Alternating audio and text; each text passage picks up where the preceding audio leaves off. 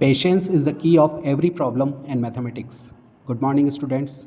In today's session, we'll see some basic concept of determinants like definition of determinant, solution of 2 by 2 determinant, solution of 3 by 3 determinants, application of determinants, minors, cofactors and adjoint of any matrix, and inverse of a matrix.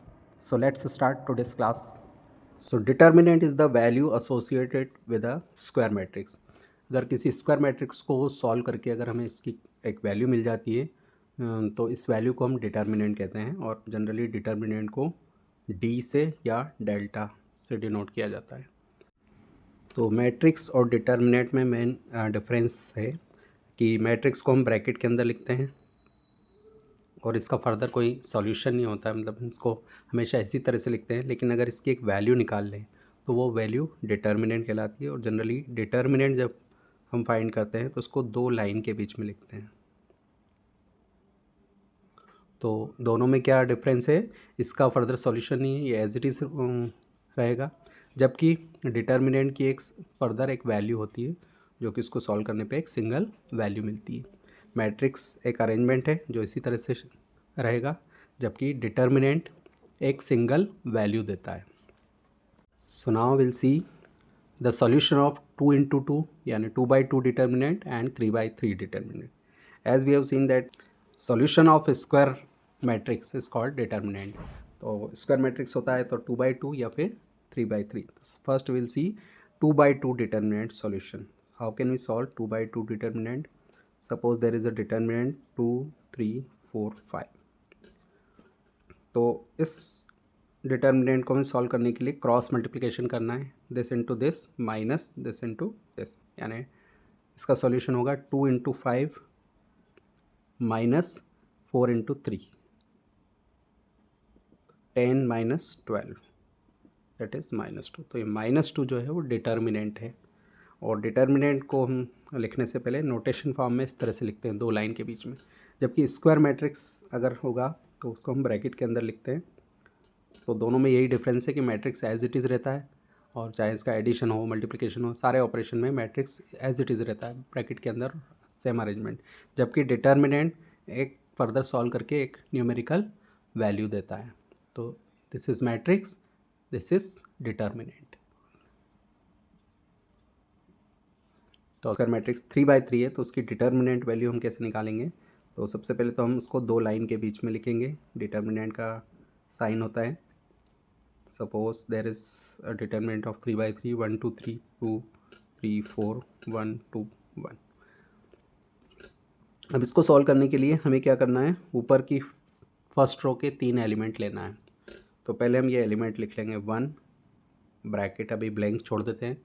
लेकिन ऊपर वाले में जो middle वाला element है उसका sign change होगा. ये +2 है तो यहाँ पे -2 लेंगे, ब्रैकेट +3 ब्रैकेट. मतलब ऊपर के तीनों एलिमेंट को हम बाहर लिखेंगे, लेकिन मिडिल वाला जो एलिमेंट है उसका साइन चेंज करके लिखेंगे. अगर यहाँ माइनस है तो यहाँ पे प्लस आएगा, बाकी सेम रहेंगे आसपास वाले. अब ब्रैकेट के अंदर क्या आएगा, तो सबसे पहले हमने लिखा 1. तो जब 1 लिखा तो उसके ब्रैकेट में क्या आएगा, तो 1 की कॉरस्पॉन्डिंग रो और कॉलम को हटा देंगे. तो क्या बच रहा है, 3 4 2 1. इनका क्रॉस मल्टीप्लिकेशन 3 1 ज़ा 3 -4 2 ज़ा 8. अब आते हैं -2. तो 2 की कॉरस्पॉन्डिंग रो और कॉलम को हटा देंगे, मतलब इस पर ऐसे और ऐसे. जो बच रहा है वो क्या है, 2 4 1 1. अगर 2 का कॉरस्पॉन्डिंग रो और कॉलम को हटा दें तो क्या बचता है, 2 4 1 1. इसका क्रॉस मल्टीप्लिकेशन हुआ 2 1 ज़ा 2 -4. फिर थर्ड एलिमेंट लेंगे 3. तो 3 का कॉरस्पॉन्डिंग कॉलम कॉरस्पॉन्डिंग रो हटा देंगे तो क्या बचेगा, 2 3 1 2, 2 3 1 2. इनका क्रॉस मल्टीप्लिकेशन 2 2 ज़ा 4 -1 into 3 3. अब इसको सिंप्लीफाई कर लेंगे. -8 + 3 -5, 2 - 4 -2, -2 into -2 +4, 4 - 3 1 3 2. सो 3 by 3 डिटर्मिनेंट को सॉल्व करने के लिए ऊपर की जो फर्स्ट रो है उसके तीनों एलिमेंट लिख लेंगे, लेकिन मिडिल वाले जो एलिमेंट है उसका साइन चेंज करके लिखेंगे. ब्रैकेट लगा देंगे. ब्रैकेट के अंदर हमें क्या लिखना है, उस पर्टिकुलर एलिमेंट की कॉरस्पॉन्डिंग रो और कॉलम को हटाने के बाद जो बचता है डिटर्मिनेंट, उसका क्रॉस मल्टीप्लिकेशन। हर उसमें ऐसा करेंगे। जब ये कर रहे हैं तो इसको हटाएंगे, जब मिडिल वाला एलिमेंट ले रहे हैं तो ये वाला रो और कॉलम हट जाएगा, जो बचेगा वो देख लेंगे। जब थर्ड एलिमेंट का देखेंगे तो ये और ये हटा करके जो बचेगा। Application of determinant. So by using determinant we can find area of triangle whose vertices are given. Suppose there is a triangle whose vertices are x1 comma y1, x2 comma y2 and x3 comma y3. So area of triangle is equal to 1/2 determinant. अब first row में आएगा x1 y1 1, x2 y2 1, x3 y3 1, और फिर further इसको solve करेंगे और जो भी वैल्यू आएगी that will be area of triangle. Also by using this condition we can find the condition of collinearity of 3 points. If 3 points are collinear then their area and area of triangle will be 0. अगर 3 जो point है वो एक ही line में है तो वो कोई ट्राइंगल नहीं बना रहे हैं, तो ट्राइंगल का एरिया क्या हो जाएगा 0, मतलब हाफ इधर आके 0 हो जाएगा. तो ये कंडीशन हो जाती है 3 पॉइंट के कोलिनियर होने की. ये जो डिटर्मिनेंट है ये 0 होगा, क्योंकि ये 0 होगा तो ये ओवरऑल 0 होगा, और ये 0 होगा मतलब एरिया 0 है. तो एरिया ऑफ ट्राइंगल अगर 0 है इसका मतलब ये जो पॉइंट है ट्राइंगल नहीं बना रहे हैं, क्या बना रहे हैं, एक लाइन बना रहे हैं, इसलिए इनका एरिया 0 आ रहा है. तो ये कोलिनियर कंडीशन है 3 पॉइंट की. x1 y1 1, x2 y2 1, x3 y3 1 is equal to 0. ये कोलिनियर कंडीशन है 3 पॉइंट के. कोलिनियर कंडीशन मतलब इसका यूज़ क्या है कि जब हमें 3 पॉइंट को कोलिनियर प्रूव करना है तो इस डिटर्मिनेंट के पैटर्न में रखेंगे, और अगर ये 0 आ जाता है तो वी कैन से कि 3 points are collinear. So this is application of determinant. By using determinant we can find area of triangle by using this pattern, and for proving 3 points are collinear we have to show that this determinant value is 0. So these are 3 points and we have to show that these points are collinear. तो इनको collinear prove करने के लिए हम क्या करेंगे, determinant के अंदर इनकी वैल्यू पुट करेंगे. तो इसको हम x1 y1 मानेंगे, इसको x2 y2, इसको x3 y3, और कोलिनियर कंडीशन लिख लेंगे पहले.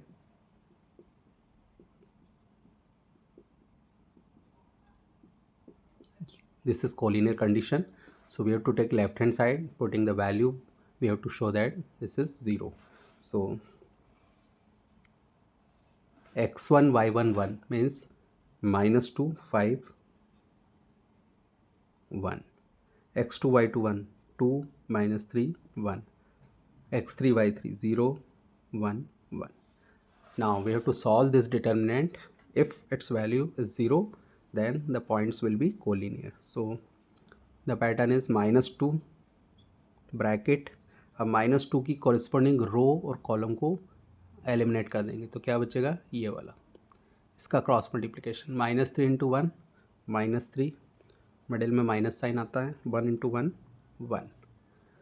फिर सेकेंड एलिमेंट 5, बट ये नेगेटिव लेंगे, ब्रैकेट लगाएंगे.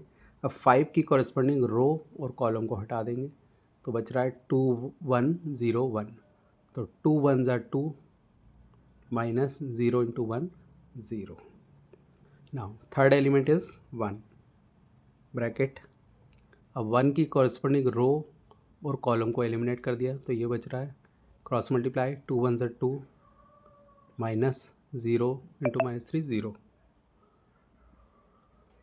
-4 into -2 plus 8, 2 5 2 into -5 -10 plus 2, 10 - 10 0.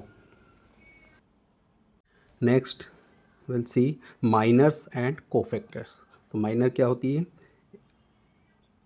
If there is 2/2 matrix, suppose this is a matrix 2/2 square matrix. So here there are 4 elements. So for each element there is a particular minor of each element.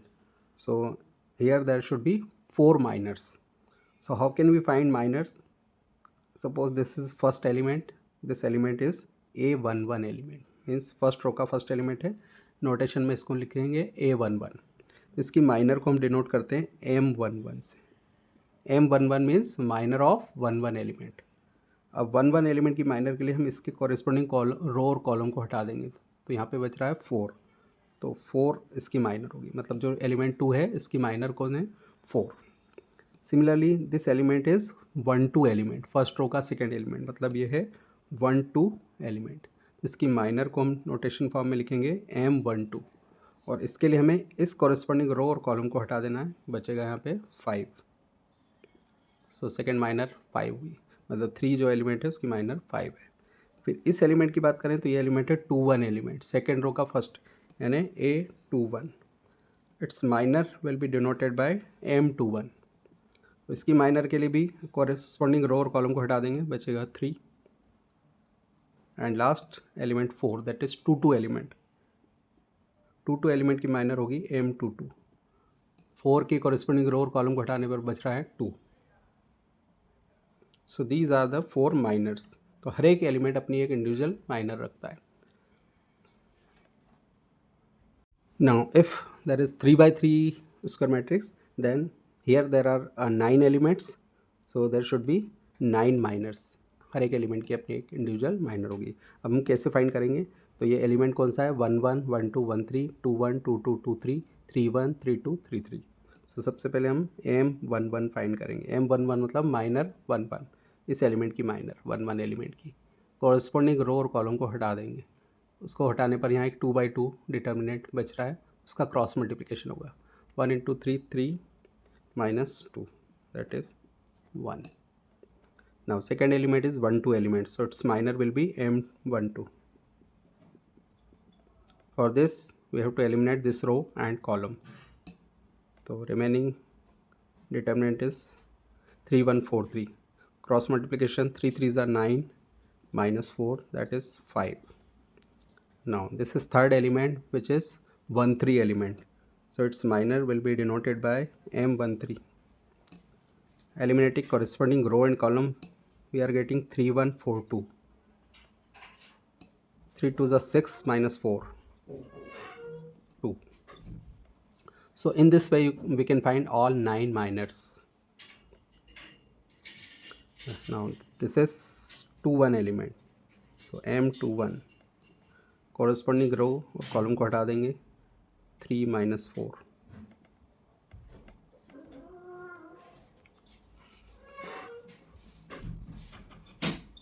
M22. 2-2 element is 1, corresponding row column हटाया. 2 2 4 3. 6 -8, that is -2. In this way we can find all other minors. M23, M31, M32, M33. Next cofactors. So cofactor के लिए cofactor को हम capital A से denote करते हैं. AIJ, मतलब small AIJ element का कोफैक्टर कैपिटल AIJ से डिनोट होता है. तो AIJ के लिए, कोफैक्टर के लिए हमें -1 की power I + J MIJ. Means किसी भी कोफैक्टर को फाइंड करने के लिए, किसी भी एलिमेंट के कोफैक्टर को फाइंड करने के लिए उसकी कॉरस्पॉन्डिंग माइनर निकालेंगे, लेकिन उसके आगे एक पॉजिटिव या नेगेटिव साइन आएगा बाय दिस रूल. मतलब -1 की power I + J, where I and J are the I × J is the order या position of that element. Suppose we are finding A12, यानी 1-2 एलिमेंट का कोफैक्टर अगर हम निकाल रहे हैं तो -1 की पावर 1 + 2 मतलब 3 हो जाएगा. और फिर यहाँ हमें उसकी माइनर निकालना है, जो भी हमने प्रीवियसली देखा था. तो ये माइनस हो जाएगा, तो जो भी इसकी माइनर आएगी उसके आगे माइनस साइन लग जाएगा. तो ये दोनों एलिमेंट को हमें -1 की पावर में ऐड करना है. इससे या तो नेगेटिव आएगा या पॉजिटिव आएगा. बाकी माइनर हमने पहले देखा था. तो कोफैक्टर और माइनर दोनों इक्वल होते हैं, बट समटाइम नेगेटिव हो सकता है, sometime it will be positive. तो बस दोनों में, कोफैक्टर और माइनर में केवल इस साइन का फ़र्क है. Suppose this is a square matrix of 2 by 2. we are finding 4 cofactors. First, 1 element, so its cofactor will be denoted by capital A11. So सबसे पहले -1 की पावर 1 + 1 दैट विल बी 2. अब इसकी कॉरस्पॉन्डिंग रो और column को हटाने पर यहाँ पे बचता है 5. अब -1 की पावर 2 यानी पॉजिटिव होगा तो ये +5 होगा. सेकेंड A12 मीन्स 1 एलिमेंट का कोफैक्टर, मतलब 3 का कोफैक्टर. उसके लिए पहले हम यहाँ -1 की पावर लिखेंगे 1 + 2 मतलब 3. अब इसकी कॉरस्पॉन्डिंग रो और कॉलम को हटा दें तो बचता है -1. बट यहाँ पे -1 की पावर 3 मतलब ये भी माइनस है और ये भी माइनस है तो +1. Now A21 means this is 2 element, इसका कोफैक्टर. तो इसकी कॉरस्पॉन्डिंग रो और कॉलम को हटाएंगे, लेकिन उससे पहले यहाँ पे -1 की पावर 2 + 1 3. अब इस कॉरस्पॉन्डिंग रो और कॉलम को हटाने पे बचता है 3. अब -1 की पावर ऑड है तो माइनस साइन आएगा, -3. And last cofactor of 2 element A22 मैंने इसका -1 की पावर 2 + 2 4 और इसकी कॉरस्पॉन्डिंग रो कॉलम को हटाया तो 2 बच रहा है, that is +2. So these are the cofactors of 4 elements. This is 3 by 3 square matrix. So here there should be 9 cofactors of each element. हर एक एलिमेंट का अपना एक इंडिविजुअल कोफैक्टर होता है. सबसे पहले हम बात करें 1 A11 capital A11 means cofactor 1 मतलब इस एलिमेंट का कोफैक्टर. उसके लिए -1 की पावर 1 + 1 2. अब यहाँ पे हमें इसकी कॉरस्पॉन्डिंग रो और कॉलम को हटाने पर सिंगल एलिमेंट मिल रहा था पहले, लेकिन यहाँ एक डिटर्मिनेंट मिल रहा है, उसका हमें क्रॉस मल्टीप्लाई करना है. 2 1 2 -3 दैट इज़ -1 और इधर प्लस है तो -1. Now A12 means cofactor of this element. -1 की पावर 1 + 2 3. कॉरस्पॉन्डिंग रो और कॉलम को हटाने पर बचता है 1 3 1 1. क्रॉस मल्टीप्लिकेशन 1 -3 दैट इज़ -2 और यहाँ भी माइनस है, -1 × -2 +2. 1 3 मीन्स इस एलिमेंट का कोफैक्टर. -1 की पावर 1 + 3 4. अब ये रो और कॉलम को हटा देंगे, 1 -2 -1 और इधर प्लस है तो -1. This is 2 1 this is 2 1 element, तो इसका कोफैक्टर होगा A21. -1 की पावर 2 + 1 3. अब इसकी कॉरस्पॉन्डिंग रो और कॉलम को हटा दिया, 3 1 1 1 3 1 1 1 बच रहा है. 3 -1 दैट इज 2, लेकिन इधर नेगेटिव है तो -2. So in this way we can find all other cofactors. A22 A23 A31 A32 A33. Adjoint of A. तो एडजॉइंट को हम शॉर्ट में एडजॉइंट ऑफ A को ADJ A से डिनोट करते हैं, and it is equal to C dash where C is the matrix obtained by all the cofactors.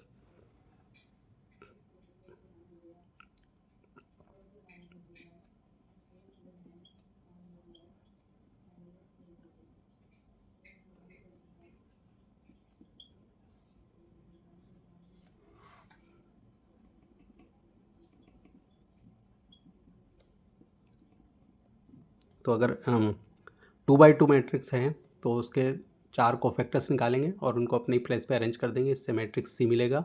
उसका जब ट्रांसपोज करेंगे C डैश तो वो होता है एडजॉइंट है. तो एडजॉइंट है is the transpose of matrix C, और where C is the matrix obtained by all the cofactors. जो भी हमने कोफैक्टर्स देखे थे वो फाइंड करेंगे और उनको उनके एलिमेंट के प्लेस पे पुट कर देंगे, तो इससे एक मैट्रिक्स मिलेगा C और उसका ट्रांसपोज कर देंगे तो एडजॉइंट आएगा. 2 by 2 है तो इस तरह से होगा. 3 by 3 मैट्रिक्स है तो आपका जो मैट्रिक्स आएगा वो 3 by 3 आएगा.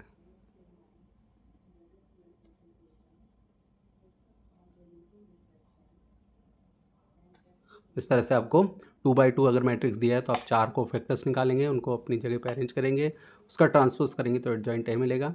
या फिर अगर 3 by 3 मैट्रिक्स है तो 9 कोफैक्टर्स निकाल के उनको अपने प्लेस पे रख देंगे, मैट्रिक्स C आएगा और इसका ट्रांसपोज करेंगे तो हमें एडजॉइंट A मिल जाएगा. तो एडजॉइंट A C का ट्रांसपोज होता है, वेयर C 2 by 2 में ये होगा, 3 by 3 में ये होगा. Inverse of matrix A, inverse of matrix A को हम ए इन्वर्स से डिनोट करते हैं, and it is equal to adjoint of A divide by determinant A, where determinant A not equal to 0. So this is formula for inverse. Inverse means not 1 by A, क्योंकि divide तो matrix में होता नहीं, तो A inverse इस particular process इस फॉर्मूले से मिलता है. तो एडजॉइंट ए अभी हमने सीखा, वो निकाल लेंगे और उसको डिटर्मिनेंट ए से डिवाइड कर देंगे. Here there is a 3 by 3 matrix and we have to find its inverse. So first we'll find determinant A. 1 bracket corresponding row column हटाया, 3 1 3 minus 0. Middle term is negative, so we have to take positive. इसको हटाएंगे, 2 minus minus plus 2 plus 10. 2 1 2, बीच में minus आता है लेकिन यहाँ भी minus है, तो minus minus plus 10 plus 2 bracket, ये और ये हटा देंगे, 0 माइनस माइनस 6, तो ये हो जाएगा plus 6. 3 plus 12 plus 12, 27 which is not equal to 0. तो ये डिटर्मिनेंट वैल्यू आ गई 27. Now we have to find all the cofactors of each element. So first A11, ये और ये हटाएंगे, 3 1 3 माइनस 0. आगे साइन आएगा 1 + 1, 2 होता है, 2 है मतलब इवन, अगर दोनों का सम इवन आता है तो आगे पॉजिटिव साइन आएगा, और अगर इन दोनों का सम ऑड है तो यहाँ माइनस लगा देते हैं, ये हो जाएगा +3. A12, 1 + 2 ऑड है, माइनस साइन, ब्रैकेट 1 2 एलिमेंट मतलब ये वाला एलिमेंट, इसकी कॉरेस्पॉन्डिंग रो कॉलम को हटा दिया, 2 1 2 plus 10 12 minus 12. A13, positive sign, 1 3 element means this, ये और ये हटा देंगे, 0 माइनस, और यहाँ भी माइनस है तो +6.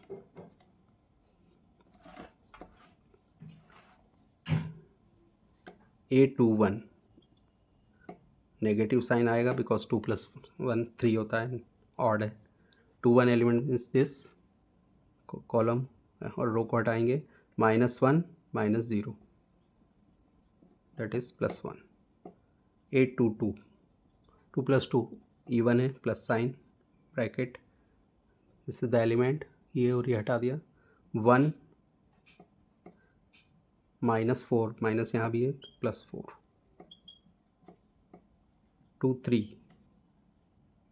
Negative sign, bracket, this is the element, ये और ये हटा देंगे, 0 -2 × -1 +2, बट यहाँ माइनस है तो -2, that is +2.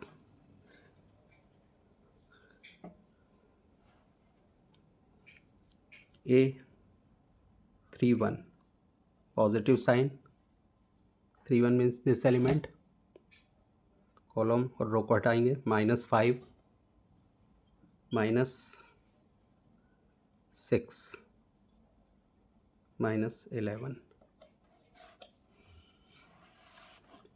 A32, negative sign, bracket, 3 2 element means third row का सेकंड 0 का कोफैक्टर, मतलब ये और ये हटा देंगे, तो 5 1 5 -4, that is -1. And last A33, that is positive sign, bracket, 3 3 means this element, इसकी corresponding रो कॉलम को हटा दिया, 3 1 3, माइनस बीच में आता है लेकिन इधर -2 × 3 3 एलिमेंट, 2 × -1 -2, तो माइनस माइनस +2 5. सो ये सभी 9 कोफैक्टर्स आ गए, इनको अपने इनके ही प्लेस पर अरेंज कर देंगे, उससे हमें जो मैट्रिक्स मिलेगा वो C होगा और उसका ट्रांसपोज निकाल लेंगे.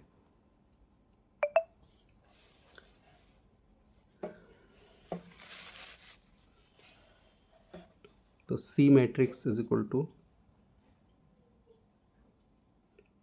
3 -12 6 1 152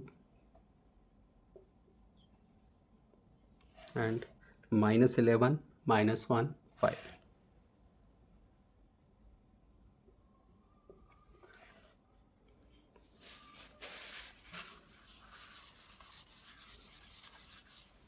अब इसका ट्रांसपोज कर देंगे तो adjoint A is equal to C dash, means जो हमारा सी मैट्रिक्स है उसका ट्रांसपोज।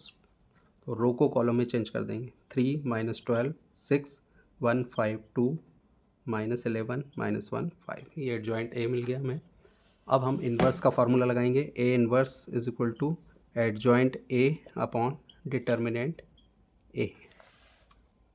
तो डिटर्मिनेंट ए हमारा है 27, तो 1/27 और इधर एडजॉइंट ए 3 1 -11 -12 5 -1 6 2 5।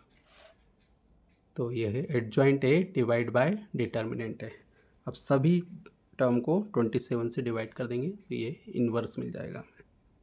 तो ये सभी में डिवाइड में 27 लिख देंगे।